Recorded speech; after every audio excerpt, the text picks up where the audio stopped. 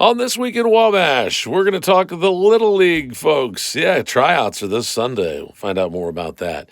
Also, living well in Wabash County, Bev Ferry will talk about the Wabash County Transit. You'll learn more than you ever thought you'd know. Also, FLAG. What is FLAG? What does that organization mean? Ebrielle Zerfus will join us on the show this week. And the Community Foundation, Joanne Case, is going to talk about what they're doing for the kids and the scholarship program. Oh, man, don't miss this. Plus, this week in Wabash, the Baz joins us, sports director of My Bash Radio, and we'll talk to him about the Northfield girls going to the semi-state tomorrow on Saturday. So sit back and enjoy another This Week in Wabash. This week in Wabash, I thought we would invite my neighbor, but also somebody here has been doing a lot of stuff. You're not even from Wabash. Abrielle Zerfus, first of all, we'd like to welcome you to the show. Hi, thank you. Yeah. Awesome couple. Love you and Kyle and little Chan and another one on the way. We're excited. But Yep. you guys have just jumped right in. I mean, you're kind of from the Huntington area. Kyle's a hot dog down there in Frankfort. But you guys have come into town and you've kind of made Wabash kind of your own, right? Yeah. And we have really loved Wabash. I think growing up, I never would have imagined moving to Wabash just because I Yeah. would go from Huntington to Kokomo or Logansport and we would just pass right through 24. And I never envisioned myself living here because all I knew was the Walmart and the fast food restaurants. And so just moving here the past couple of years, we've really fallen in love with it and have just loved the downtown, have loved the community, just all the opportunities. And so we're just really happy here. I'm going to bring up this thing because this is what we want to talk about. We want to talk about FLAG. You're the local coordinator. I've never heard of it. A lot of people have never heard of it. So why don't you describe what that is? Sure. Well, it's actually something that I had also never heard about. I learned of this opportunity through church. And I just kind of decided to look into it, ask some questions, and the ball kept rolling. And so what it is, being a local coordinator, or I guess what FLAG stands for Foreign Links Around the Globe. And so what we do as local coordinators is we are in charge of finding international students' host families here in America, and specifically for me, within Wabash. So Wabash High School, we've partnered with them to get international students here. So that's kind of basically what we're doing. Trying to that's not the best word, diversify Wabash, and just get, it's especially in the time of COVID, it's hard to travel across the country. And so this is just an opportunity for people to bring another culture without leaving your house, basically. Now, when I grew up, it was always called foreign exchange student, and it was just kind of done that way. And I just assumed it was all done through the schools. So this is an organization outside of that?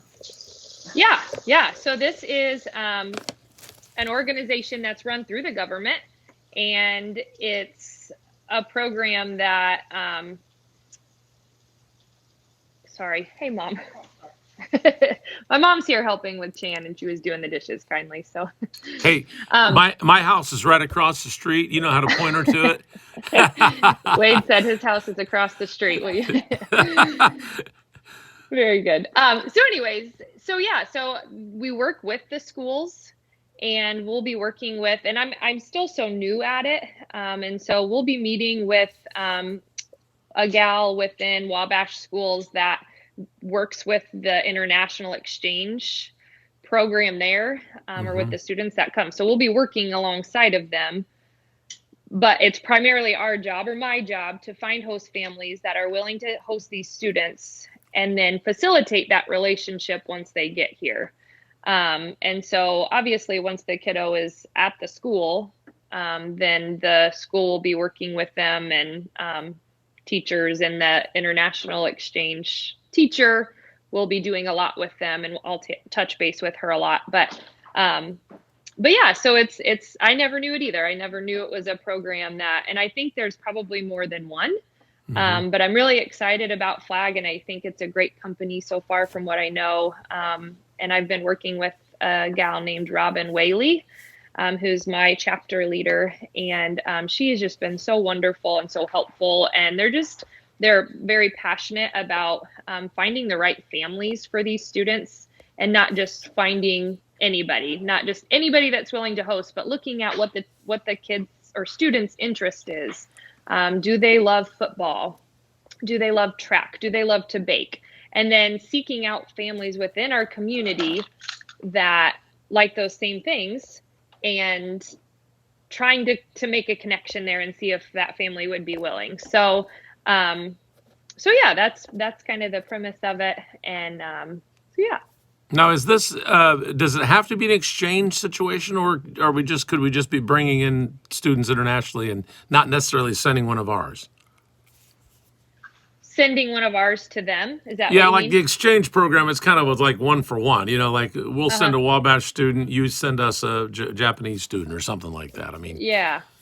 Through this program, from what I know, of course, like I said, I'm newer to it, but yeah, from what I know, it is the student is coming over from all over the world, and there's no exchange for a student back to them at this point. I guess if they gotcha. were to, be within a family that has high school age kiddos and they're interested in then traveling to Japan to see their, Japanese sister or brother, then they would have Hmm. that opportunity to on their own account. But yeah, this is Flag is primarily looking for or having students come over from all over the globe and being here for a semester or 2 semesters of the high school year. Awesome. And what you really are looking for then are host families. Do they have to be in the Mhm. Wabash school system? Can they be in MSD, Manchester, Oak Hill? Tell us. Yeah, so we right now are partnering with Wabash High School, Okay. but and that's that's kind of who we're working with right now, and they've approved Flag students. However, it's always the goal to reach as many schools as possible. So MSD is not out of the question. Hmm. It would just be more or less requesting, hey, would you accept a Flag student at your school? Seeing if that's something they'd be willing to do, and then kind of getting the ball rolling with MSD. Oak Hill they've had Flag students in the past, so they are a Cool. go. So really, as my job as a local coordinator, I can have students up to a 50-mile radius. So really, if there was a student in Huntington, or a family willing to host in Huntington, or Kokomo or Peru or something like that, I would be able to um, facilitate that relationship. But it would be obviously more of a drive, to get Yeah. there, but it's not out of the question. So it's definitely just the school's willingness to partner with Flag on That's that. very cool. That's very cool. Yeah. So tell Yeah. us your needs and your wants before we go. Well, my need is just families who are willing, families who are open to the opportunity to just serve and to love on these kids that come over from another country. Hmm. Um, I've gotten a lot of applications for students from Japan, from Switzerland, from Germany. And so all of these kids are so eager to come, and this is a dream of theirs. Either never been to America, they were here, on a vacation, and they're so excited to come back. But they are just so excited for the opportunity to come school here in America. And part of that whole experience is having a family who is, excited about having them too, and gives them opportunities beyond just school. Obviously, we go to school for 5 days of the week, and then you're home for the rest of the evening, you're home on the weekends. And so just having a family that's excited and wants to learn about different cultures and really just immerse themselves in what the student brings. And so that's just what we're looking for, is just families who are willing to open their homes and their hearts, and just love on these students for half a year, for a full year. So Awesome. Abrielle Zerfus, thank you so much for your time, and I hope that we can get Thank you, Wade. some things going. You're absolutely welcome. No problem. Take care of Uh, that. Take care of that boy I Chan will. We and will. the Yep. little bigger boy Kyle. Yeah. Yeah. We try. All right. Thank you very much. Appreciate you being on Thanks, here. Wade. All Yeah, right. no See you problem. Thanks. later. Bye.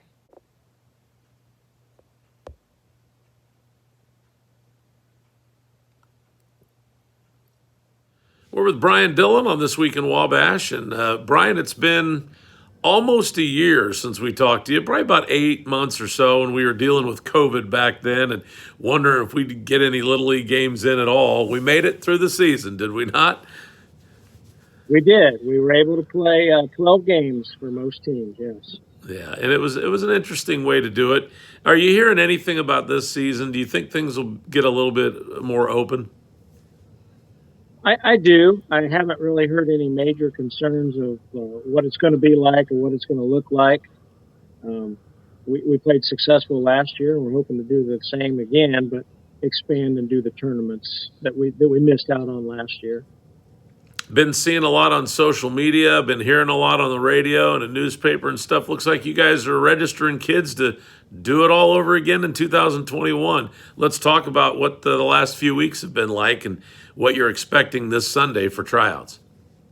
Well, last couple of weeks we've had people that go online and register. Most of those, the players don't have to try out; they're just returning to the same team.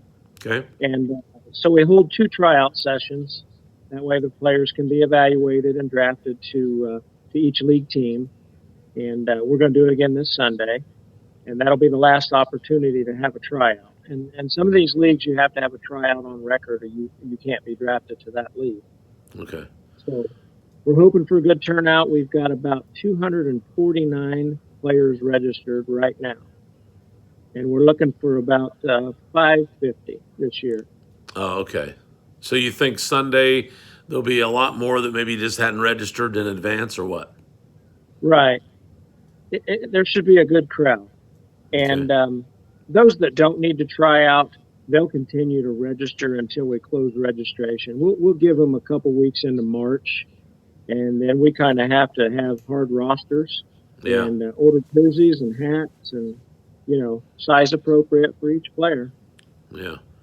Now, I know last year you said that some opted out due to COVID, due to some other concerns and things, but what are you hearing this year? Do you think some of those kids are coming back? I do believe it. In fact, I know they are because they're already registered. Okay. Good. I think some of them, not judging anyone, everyone had their own personal reasons why they didn't play. But I Right. think a lot of them probably felt like, yeah, we didn't play, but everything was okay. We probably should have played, maybe. So I think they're excited to come back this year. And they've already registered, a lot of them that opted out. And it wasn't 100% opt out because of COVID. We had to start the season late. So that Yeah. gets into vacation time for Sure. families, too. So Sure. there were a variety of reasons, not just COVID, but we understand that. Yeah, absolutely. Okay, so they have from now until tryouts to, kind of help you out. You'd like to see as many people register ahead of time as you can, right? Yes, yes. Okay, and how do they do that? How do they go and do that? They go to our website, wabashlittleleague.org, and a few clicks, they can pay by their card or they can mail in a check. It's very simple. And if they're in there from last year, it's even faster. They Okay. just click the returning, update the size of the jersey, and they're registered. So this isn't a thing where a bunch of coaches get together and they just decide, okay, you take Johnny, I'll take Susie and her brother Billy, and then Billy's got a friend, I'll take him. These people try out. Yeah, they have to try out, and they'll be on a draft list, and players who are in a league that didn't try out, those will be picked last. Okay. We try to take the politics out of it. Yeah. The pre-draft conversations and schemes. Yeah. It's there, but we draft based on how they finished last season. So worst team picks first, and best team picks last in the draft this year. So we try to balance the teams. if somebody's new to the area, new to the whole concept, maybe their 3 or 4 year old is turning, 5, 6, whatever. Give us here quickly kind of the age groups and the different games involved. Okay. We start them out at age 4, and that's T-ball, ages 4 and 5. And then they can play rookie league at age 6. That's just for 6-year-olds only. That's a in between T-ball and coach's pitch. So they get exposed to what baseball is like with being pitched to instead of hitting off a tee. So it's kind of a hybrid of T-ball and coach's pitch. And then we have the traditional coach's pitch, which is ages 6 through 8. And those that advance out of coach's pitch when they turn 9, we have what we call the American League and the National League. Both leagues are for 9 through 12-year-olds. We like to look at our minor league as a feeder system into our National League. And then when you turn 13, you play at the city park. 13s and 14s play as the junior league, and 15s and 16s play in the senior league. The senior league always comes later after the teams, high school teams get eliminated from sectional play. Then we get those players from the high schools. Otherwise, they can't do anything in our program until their high school is eliminated. How many years have you been doing this, Brian? I've been involved since my son was 4, so I've been at it about 12 years, Wow. 6 years as the league president. That's awesome. And so I've always been intrigued by the American League, National League, the feeder system and stuff. Can you think of, I don't need names, but can you think of players that maybe started out in that American League and then just became like all-stars in the National? Oh, yeah. Matter of fact, I'll say a name, Ethan Bruce, because I'm related to him. Okay. He stayed in the American League because he was comfortable being there and didn't really want to go to the National League. And when he did, he lit them up, and he became an all-star. And I talked to his mother, who's my cousin, and she said they wish they would have came over earlier. But there's a lot of great players down there. Yeah. The National League can be intimidating at times. But once they turn 12 in the American League, they can't pitch anymore. And that's a Little League International rule. So when they turn 12, they're almost a guarantee to come to the National League. Gotcha. That sounds like fun. And I had a few Saturdays where I really enjoyed it out there. And Baz and I have talked. We plan on doing a whole lot more on the radio, just having a good time with Little League. So Sunday, what time do you expect everybody to be there? And if somebody hadn't registered yet, they can still come register on Sunday, right? Yes, they can. We'll be set up from 12 to 4. And we've got our flyer out for the different age times for ages and everything to try out. But if they're just coming to register, they can come anytime between 12 and 4. If they're trying out, they'll just need to follow the time slot for their age. All right, very good. Brian Dillon, thank you so much, my man. Hey, thank you, Wade. Yeah, I'll try to get out and get some film from Sunday, and I'm sure in between now and the season, we'll talk more about stuff coming up and all that. But appreciate your work, and you got a lot of great volunteers that help you out, too. We certainly do, and more are joining on every year. We appreciate our volunteers and our sponsors and donors. We can't do it without them. That's awesome. Thank you, Brian. Appreciate it. All right. Thank you, Wade. All right.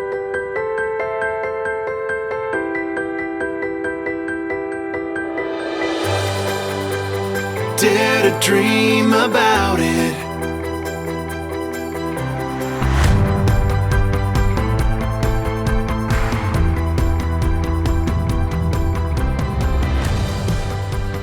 Dare to dream about it with Terrell Realty. We want to talk with Bev Ferry again as our weekly visit to Living Well in Wabash County. And Bev, it's been a wild and woolly week. We're sitting here recording this on a Tuesday, where the day before, on Monday at 3 o'clock, you decided you're shutting everything down. Well, actually, you probably decided that earlier than that, but you shut everything down on Monday. We did. And you decided Tuesday you were not going to go out and about. And that's now that we know where we are Tuesday afternoon taping this, it was a good idea. Oh, yes. I always hope that I'm wrong. If I hope that it was for no need, because you don't want treacherous weather. Right. But yes. And Yeah, but so going forward, that's just what the bottom line is, can we safely bring people to and from places? Can we Absolutely. safely get to people's houses. One of the things we forget is how much snow is between the curb and somebody's house. Right. Yeah. So those are issues. And not everybody has that lined up, to have it cleaned off or whatever. There's people calling me today at the radio station saying, "Do you know anybody that can come clean off sidewalks and driveways?" And so everybody got in a big panic. This was a lot of But snow. This was a lot of snow there earlier in the week. yes, and we take, we can have bad weather just even with rain. Anything that it makes it difficult for the drivers to see. And our drivers have been known to just pull over into a parking lot and just sit there until like the storm is past. Yeah. But with snow, yeah, it remains. So Well, I want to keep talk everybody about safe. I want to talk about Wabash County Transit and your mission for transit.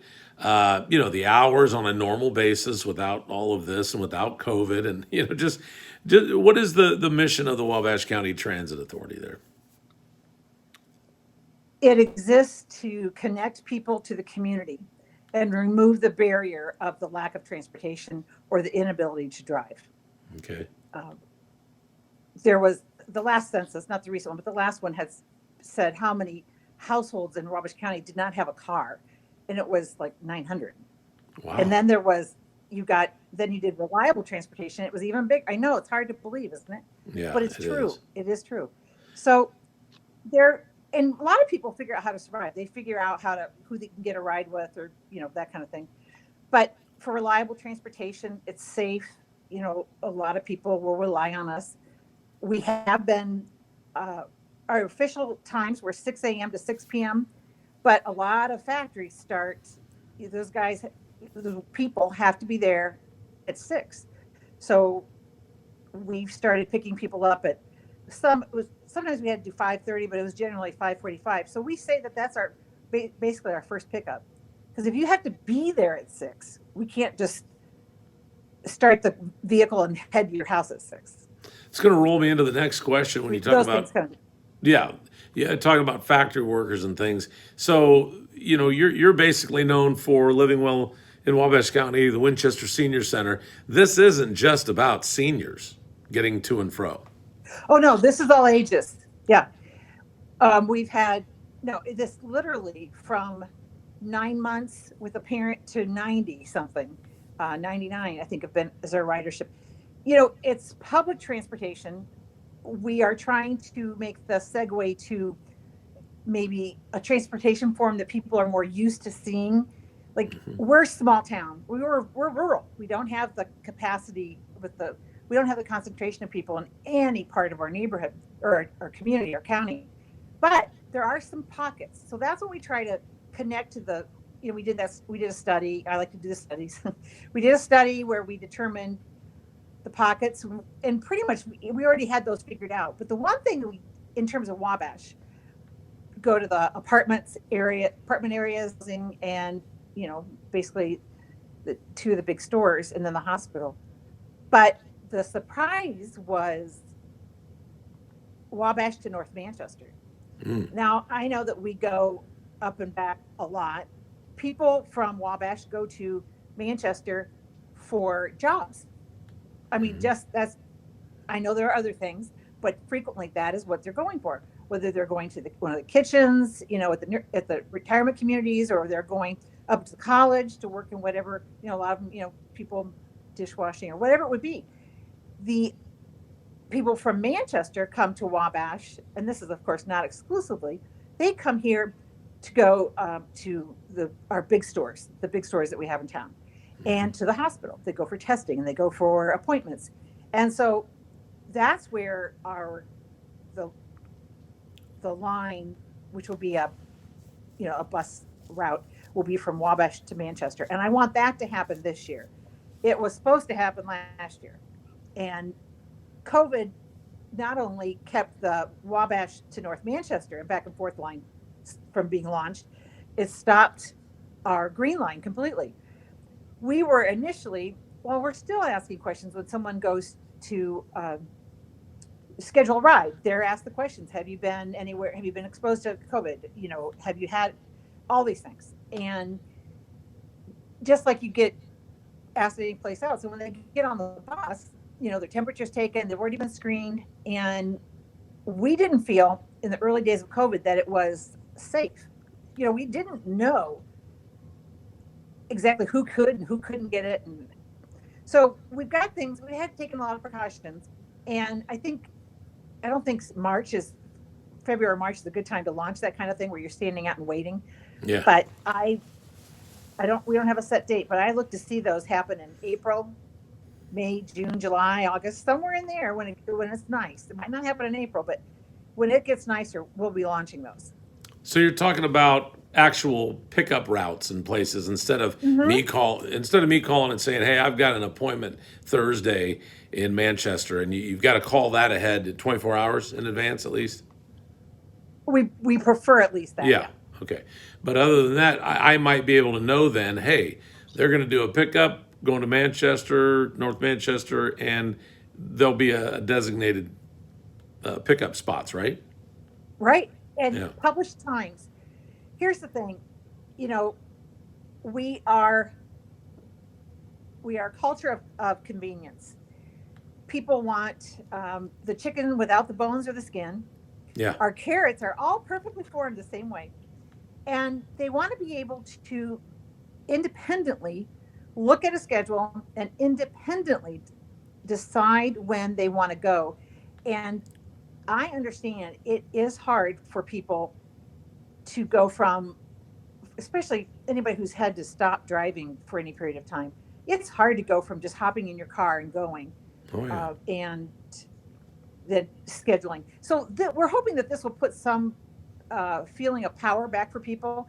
But when we're making so many trips back and forth all day long to Manchester and Wabash back and forth, we need to provide a route. Also, because of how things are scheduled, how they get scheduled, because we're just, it's really a roll of the dice depending on who is asking for rides. This will, like, if you're trying to go to work up there, you will know that nobody else is going to schedule over you, because we can't say for more than a month, I can't reserve that spot for you. Like if you're going to go to work or you're going to go anything that is like school, because we cannot, it's a federal violation if we block out blocks of time and only certain people can get in. And so in the last 2 years, I've really tried to make sure that we are meeting that in the intent. It's a tough one. But those routes are on time. I mean, those are, they're predictable. Yeah. And so those I hope they'll help. Also, that was hard to say. Hope they help. The end of the day, we have a lot of people who call us at 4 and say, "Can you get me back to Manchester?"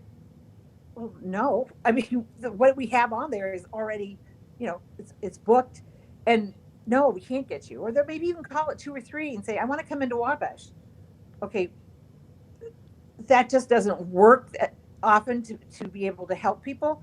So we need to have transportation that's going to and from Wabash and Manchester between 4 and 6 o'clock. We need to have it be predictable. The people know what they can plan on. This is all about customer service. Oh, sure. And you've done a great job. It's about meeting the changing needs and expectations that people have. Yeah, you've done a great job. Pay wise, what does it cost and that kind of thing? Is it just a crazy sliding scale? What goes on? We would charge you $1 million, but okay. Yeah, but what about the normal person? Okay, so the normal people, I like that. So if you are 60 and over, you are eligible for being what we call senior riders. It's because of the Older Americans Act. So that's by donation. And you could do that however you want. And we don't track who pays and who doesn't. I'm getting there. 59 and under, I'm getting there. I didn't say anything. I know. Look at this. I'm about age. Yeah. All right. So 59 and under. So 59 and under, if you're in Wabash or Manchester, it is $2 every time you step on the bus. And anywhere else in the county, it's $4 every time you step on the bus. So you step on, and then if you have to get back on later, for a return trip, that would also be the $4 or the $2. That is so We sell affordable. discount passes, That's but affordable. That's extremely affordable, Bev. it but to someone who doesn't have much, it's a lot. Yeah, but to someone who It owns a is. big truck It and pays is. all the gas It and is all that, difficult. It's oh, cheaper than a car. I realize it's a lot cheaper than a vehicle to own one. Yeah, Right. no, I understand. But You know, and I've heard people so we try say, to make it go ahead, so that go ahead. no, what were we going to say? You've heard people say, Well, I've just heard people say, you know, what about a taxi service? Do you realize how expensive taxis are? When you start telling me what the prices are for mm-hmm. what you're doing, I mean, just sitting and having an Uber or a taxi person just stand out waiting on you, you're going to pay more than that. I mean, it's crazy. oh yeah, you're going to pay, yeah, you're going to pay $5 or whatever. Yes. Yeah, yeah, Yeah, no, it's not. So we are affordable. And the reason is because we have local governments who have come together, and United Fund is also, and then together, and that local funding that we get from, and it can come from anywhere, it can be even donations. We use that to match federal and state funds to bring it into the community. You know, in a year's time, transit, I mean, I need to add it up again for this year, but the amount of money that transit brings to the community is amazing. And to facilitate people being able to shop in town is huge. yeah, absolutely. You know, For everybody involved, the community, the riders, oh all yeah, of that. Yeah. Well, that's wonderful. you know, and I think the more you stay local, the more the people get to know what you need, right? You know, you Mhm. walk into, Bechtel's or Kroger, and they know you, or when you get to know the people. Now, I suppose it could be the same way, like if you went to Fort Wayne or someplace, but you're not going to be in there often. The relationships are here in town. Yeah. Yeah, absolutely. What else would you like to add before we Plus, go about transit? Go ahead. um, the number is 260-563-7536. And even Tuesday, when we didn't have the buses on the road, we were doing remote scheduling. Okay. So, and I encourage people to give it a try. A lot of people say, "Oh, I'm trying to get my mother to use it, but she won't do it." Well, how about if you go with her once or twice? Mm-hmm. They go, I couldn't do that." Yeah, you can. Yeah. So Yeah. that kind of thing. You know, again, the stigmas, and you've heard this before. We've talked about this before. I am assuming I have to be old or I have to be just absolutely dirt poor. Other than those two things, I'm not riding that thing. But it really is a valuable asset here in the community for everybody. Well, it is, and because remember, even if we all ought to support it, because even if you're not using it, it is making the community accessible. It is keeping money in the community, and it's bringing money in, and so it's a good thing. But you never know when something's going to happen that maybe you won't have a car for 2 weeks. Yeah. Well, it comes in handy for people who never believed they would ever need it. And also there have been people that have had changes in their health, and there's nobody in town. Everybody in the family is off working, but they need a way to get to, say, rehab. And Yeah. there are times that people truly tell us that we were a lifesaver. And we hear that more often than not. Our biggest challenge, please be patient as we add more buses and more hours. We're coming out of COVID, we're ramping up. I've got ads out for hiring more drivers, and it's not just being a good driver. You got to have a heart for service. Yeah. I can't Absolutely. teach that. No. Bev Fairley, So thank you. so very much. Great. You're welcome. Thank Every you. week, Appreciate it. every You're week, I welcome. want to teach people more and more about living well in Wabash County, and just praying every day that this COVID goes away and we're going to be able to start seeing people in person. But in the meantime, you've got all those programs we've talked about, and we'll talk about another one next week right here. Thank you so much. Thanks, Thank Wade. you. See you. Also on This Week in Wabash, we're talking with Joanne Case, the program director for Early Award Scholarships and Community Foundation. And you were actually on one of our early shows of This Week in Wabash talking about these same scholarships, were you not? Welcome back, by the way. Thank you. Yes. Yep. Pam Campbell and I were on together to talk about early award scholarships. How are things going with it this school year? I know it's a weird year. Yes, we're partnered with the schools so closely that when they were limited because of COVID, we also had to step back. We're used to going into the schools fairly often to deliver things or pick things up, and also going into the classrooms to help uh, motivate the students and talk about scholarships. And this year, we couldn't do that so much.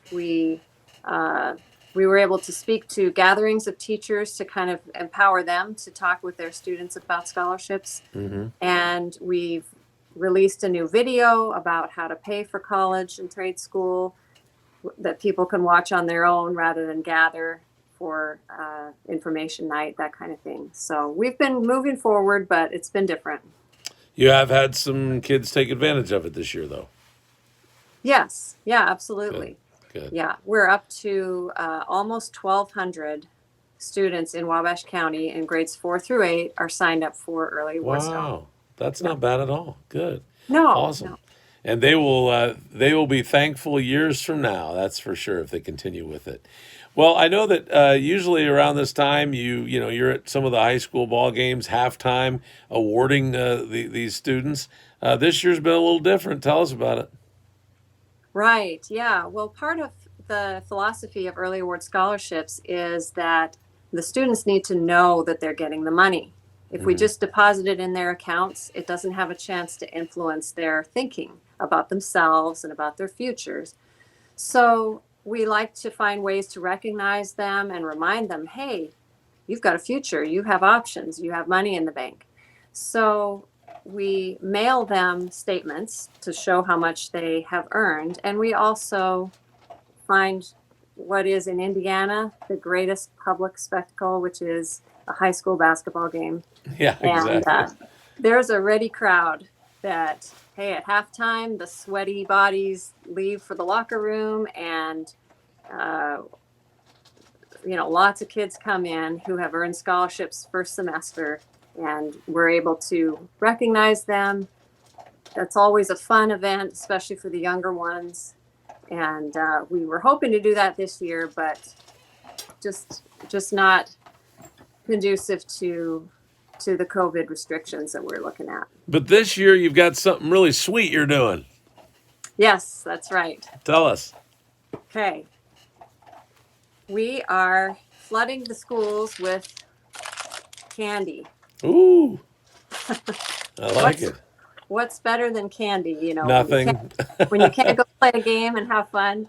Yeah. So yeah, we're bringing in $1,000 worth of candy to the schools, and each candy bar has a student's name on it, and Okay. it says, "You are earning money for your future right now." That's beautiful. And here's a candy bar to chew on while you think about that. Oh, nice.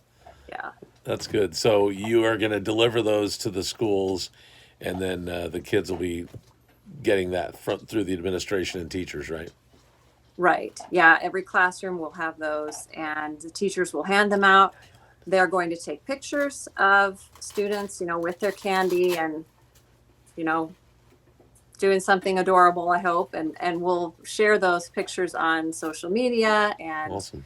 I think the radio will also get in on Yes. that publicity. So we hope it kind of creates a buzz next week, last week of February, so that anyone who is curious about early award scholarships can say, hey, is my kid in that, or how can I support that?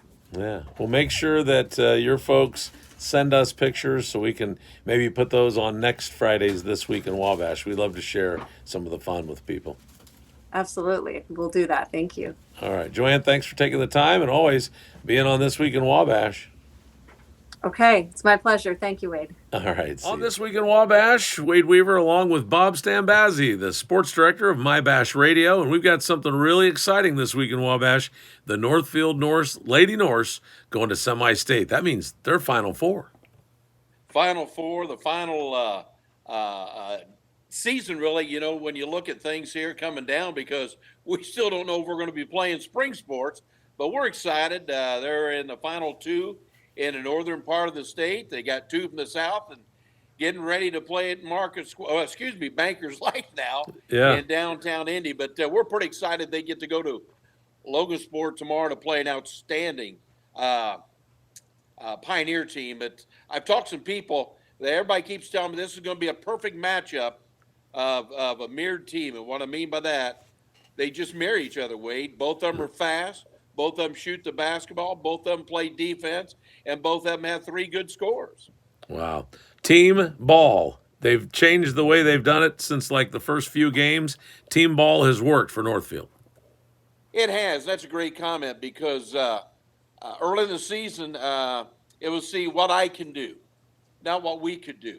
And I think Coach Allen has convinced the girls that if they go out there and play as a team, they're going to do well. And they've done that the past 16 ball games.